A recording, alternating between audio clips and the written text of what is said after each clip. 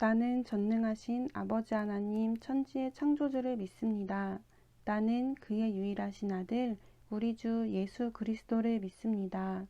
그는 성령으로 잉태되어 동정녀 마리아에게서 나시고 본디오 빌라도에게 고난을 받아 십자가에 못 박혀 죽으시고 장사된 지 사흘 만에 죽은 자 가운데서 다시 살아나셨으며 하늘에 오르시어 전능하신 아버지 하나님 우편에 앉아 계시다가 거기로부터 살아있는 자와 죽은 자를 심판하러 오십니다. 나는 성령을 믿으며 거룩한 공교회와 성도의 교제와 죄를 용서받는 것과 몸의 부활과 영생을 믿습니다. 아멘. 2021년 9월 17일 오늘의 여는 말씀 본문은 예레미야 26장 1절에서 9절까지입니다. 제 성경으로는 구약 1092쪽입니다. 예레미야 26장 1절에서 9절까지 말씀을 다 같이 합독하시겠습니다.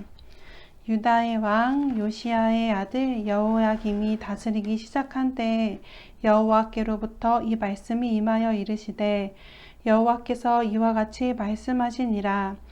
너는 여호와의 성전 뜰에 서서 유다 모든 성읍에서 여호와의 성전에 와서 예배하는 자에게 내가 내게 명령하여 이르게 한 모든 말을 전하되 한마디도 감하지 말라. 그들이 듣고 혹시 각각 그 악한 길에서 돌아오리라. 그리하면 내가 그들의 악행으로 말미암아 그들에게 재앙을 내리려 하던 뜻을 돌이키리라. 너는 그들에게 이와 같이 이르라. 여호와의 말씀에 너희가 나를 순종하지 아니하며 내가 너희 앞에 둔 내 율법을 행하지 아니하며 내가 너희에게 나의 종 선지자들을 꾸준히 보내 그들의 말을 순종하라고 하였으나 너희는 순종하지 아니하였느니라. 내가 이 성전을 실로같이 되게 하고 이 성을 세계 모든 민족의 저주거리가 되게 하리라 하셨느니라. 예레미야가 여호와의 성전에서 이 말을 하매 제사장들과 선지자들과 모든 백성이 듣더라. 예레미야가 여호와께서 명령하신 말씀을 모든 백성에게 전하기를 마침에 제사장들과 선지자들과 모든 백성이 그를 붙잡고 이르되 내가 반드시 죽어야 하리라. 어찌하여 내가 여호와의 이름을 의지하고 예언하여 이르기를 이 성전이 실로같이 되겠고 이 성이 황폐하여 주민이 없으리라 하느냐 하며 그 모든 백성이 여호와의 성전에서 예레미야를 향하여 모여드니라. 아멘. 오늘의 여는 말씀으로 함께하는 에바다 성도님들을 환영하고 축복합니다. 토기장이는 손에 있는 진흙을 자기 눈에 바른 대로 그릇을 빚습니다. 만약 진흙으로 빚던 그릇이 못쓰게 되면 다시 다른 그릇으로 만듭니다. 이처럼 하나님께서는 한 나라를 뽑고 허물 것이라고 말씀하셨어도 그 나라가 악에서 돌이키면 행하려고 생각하셨던 모든 것에서 돌이키는 분이십니다. 반대로 왕국을 짓고 심는다고 말씀하셨다 하여도 그들이 하나님의 소리를 듣지 않고 악을 행한다면 뜻을 돌이키실 수도 있으신 분이십니다. 이스라엘은 이 같은 하나님의 주권을 깨닫지 못했습니다. 하나님의 은혜로 주신 땅에 들어와 살면서 온갖 악행을 저지르며 우리에게는 약속이 있어 안전하다. 우리는 선택받은 백성이다. 라며 생각했습니다. 하나님께서는 그들이 돌이키고 하나님 말씀을 듣지 않는다면 그 땅에서 쫓아내겠다고 경고하십니다. 요시야 왕을 이어 여호야김이 다스리기 시작한 때에도 유다 백성에게 전할 하나님의 경고의 말씀은 계속되었습니다. 1절입니다. 유다의 왕 요시야의 아들 여호야김이 다스리기 시작한 때에 여호와께로부터 이 말씀이 임하여 이르시되 여호야김은 무깃도에서 죽은 아버지 요시야의 뒤를 이어 왕이 되었던 여호아스를 바로느고가 이집트로 사로잡아 가면서 그 그 대신에 유다 왕으로 삼은 사람이었습니다. 아수르의 세력이 약화되고 바벨론이 완전히 강해지기 전 이집트의 손 아래 놓였을 때 왕이 되었던 여호야김을 유다 백성들은 그를 바라보면서 어떻게 우리를 다스릴지 마음 졸이며 지켜보던 때였습니다. 나라의 큰 재난 앞에서도 들을 수 있는 말씀이 있다는 것은 아직 회복의 기회가 남아있다는 뜻입니다. 말씀이 가장 필요할 때에 유다 백성에게 들려주실 하나님의 말씀이 예레미야에게 임했습니다. 2절입니다. 여호와께서 이와 같이 말씀하시니라. 너는 여호와의 성전뜰에 서서 유다 모든 성읍에서 여호와의 성전에 와서 예배하는 자에게 내가 내게 명령하여 이르게 한 모든 말을 전하되 한마디도 감하지 말라. 예레미야는 하나님의 성전뜰에 서서 하나님께 예배하러 나오는 자들에게 하나님의 말씀을 전해야 했습니다. 예레미야 1장에서 하나님께서 예레미야를 부르시며 너는 아이라 하지 말고 내가 누구에게 보내든지 가며 내가 너에게 무엇을 명령하든지 너는 말할지니라 하고 말씀하신 것을 예레미야는 지켜야만 했습니다. 유다 백성들이 하나님의 성전에서 드려지는 예배에 참석하려고 몰려든 그때에 성전들에서 예레미야는 말씀을 전해야 했습니다. 3절입니다.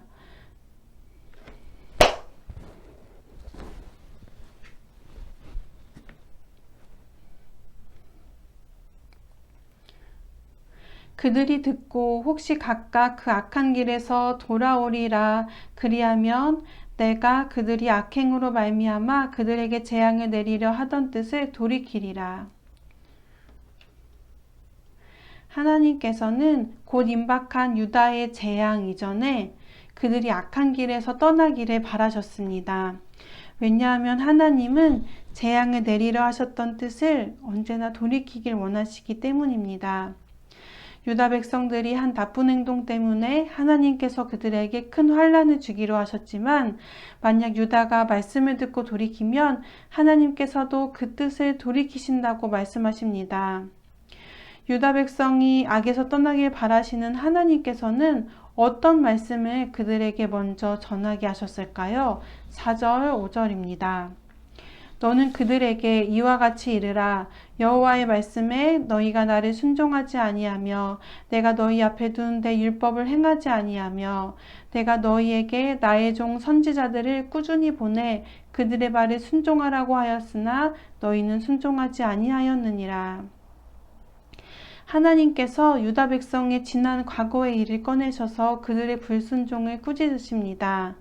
그들은 하나님께서 따르도록 주신 가르침과 율법을 따라 살지 않았습니다. 그리고 거듭해서 보냈던 하나님의 종들의 말에도 귀담아 듣지 않았습니다.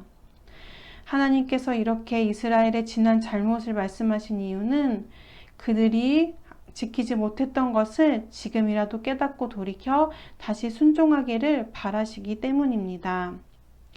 만약 이 권고를 듣지 않는다면 하나님께서는 유다가 6절과 같이 될 것이라 하십니다.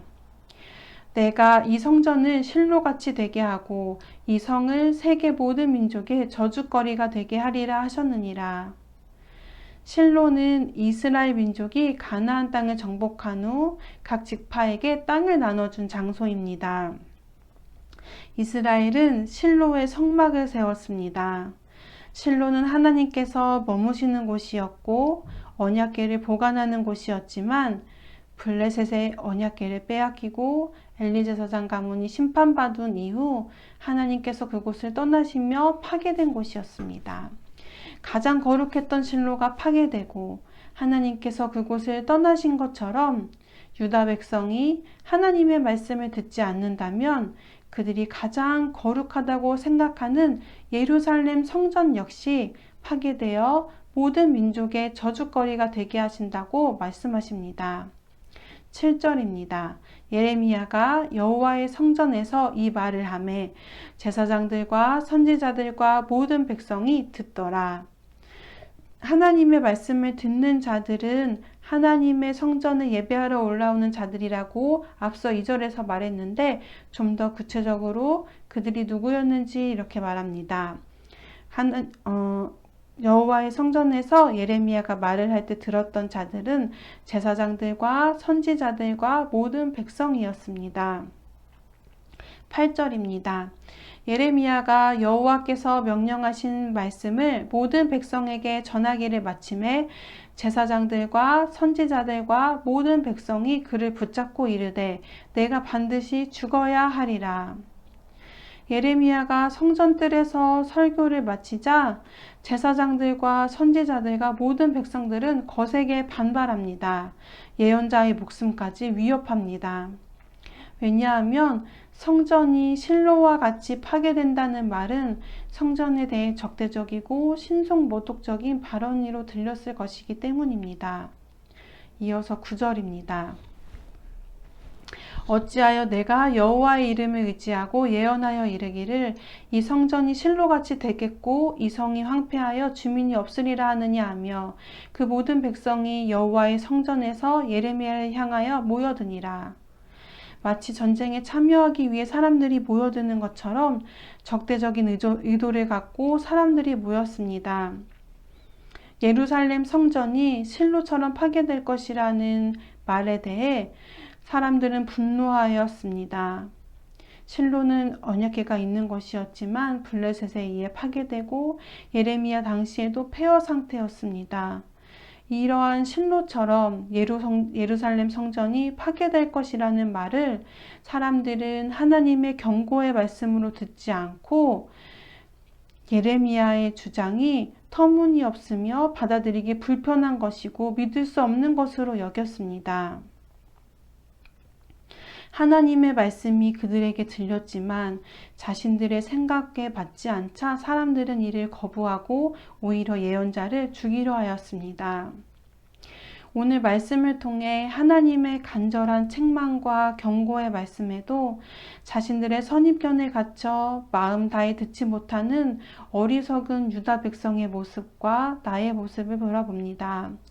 동시에 그런 백성들에게 하나님께서 일꾼을 선택하여 보내시고 돌이키시기를 간절히 바라셨던 그 사랑에 대해서도 느끼게 됩니다.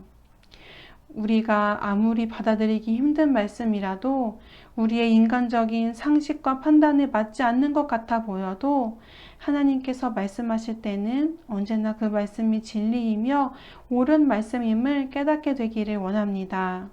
하나님의 가르침에 겸손히 따르며 순종할 수 있는 우리가 되기를 이 시간 같이 기도하시겠습니다. 그리고 이집트의 손 아래에 있었던 남유다에게 하나님께서 말씀하셨던 그 때를 기억하며 기도하겠습니다. 하나님께서는 우리에게 말씀이 필요한 때에 말씀을 주시는 분이십니다. 상황이 어렵고 힘든 것이 우리를 괴롭게 하는 것이 아니라 하나님의 말씀을 듣지 못할 때, 하나님의 말씀이 임하지 않을 때가 진정으로 어려운 때임을 기억하며 오늘도 우리 마음 안에 하나님의 말씀을 들려주시고 생각나게 해주시기를 바라며 기도하시겠습니다.